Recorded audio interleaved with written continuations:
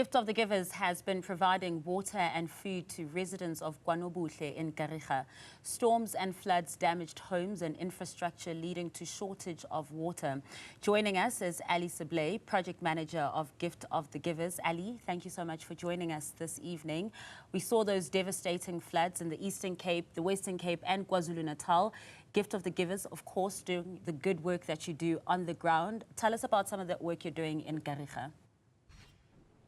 Thank you for having me. So when the storms and floods hit the Nelson Mandela Bay Metro, Kariega was the hardest hit, and unfortunately the water infrastructure got completely washed away. On our assessments, we knew immediately that there's going to be a water shortage. Since the floods occurred, the main concern for the residents was clean drinking water. Additionally, we first had one water tanker deployed to the area. We had to redeploy more water tankers from our water team from Adelaide and Bedford. They have been there since Sunday, delivering over 100,000 liters of water per day to the areas of KwaNobuhle, Dakuza, and the surrounding areas. We are supplying the local Kaila hospital with 45,000 liters of water per day, and we are also assisting the Utenate District Hospital with clean drinking water. The Department of Water and Sanitation has also deployed more water tankers to the area, but the situation is dire.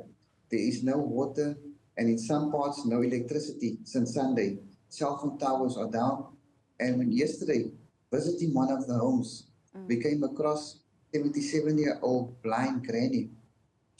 Partially, her house has been damaged. The front section is fine, but the back section has been completely washed away. She's still living in that condition. And she informed us that when the heavy rains came down, she could feel the water coming over while she was lying on the bed, over the bed. And she's thankful to God, her and her family could be saved.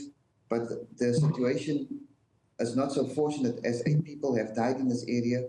And the water is still not being, there's still no water in the taps. So our teams will be carrying on for the next few days to assist this community while the local authorities try their utmost to restore water into the area. But our operations is not only continuing in terms of water, we are providing daily meals to close to 3,000 people in that area, as they cannot, because there is no electricity, and even those who could save their belongings, all their food stuff has been contaminated. In one of the homes yesterday, there was sewage lying across the house, and the main thing is for them to clean up the area. So the mop operations is taking place, but will be a long time until their daily lives is restored. Geez, Ali, and how difficult is it to get through some of that damage and get to those people? Because as we're seeing those visuals on our screen now, the damage is quite severe. People, you know, when people, so the South African people are very resilient, and we are very grateful to the authorities in assisting us to getting into these areas. Some of the roads are completely cut off, so communities are using detours to access our trucks. Unfortunately, our trucks cannot go into areas that roads have been cut off, so they are using detours to reach our trucks. But sometimes for the elderly, it's very difficult to carry those heavy buckets.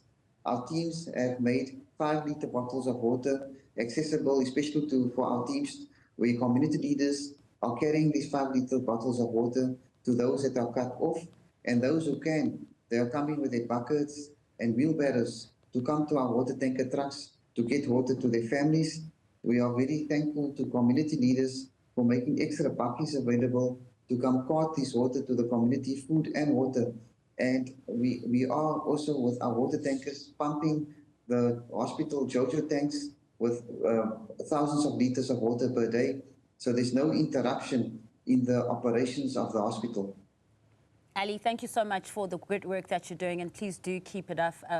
3,000 people getting a daily meal and hundreds of thousands of liters of water being distributed to those communities that need it. Thank you so much for joining us on News at Prime.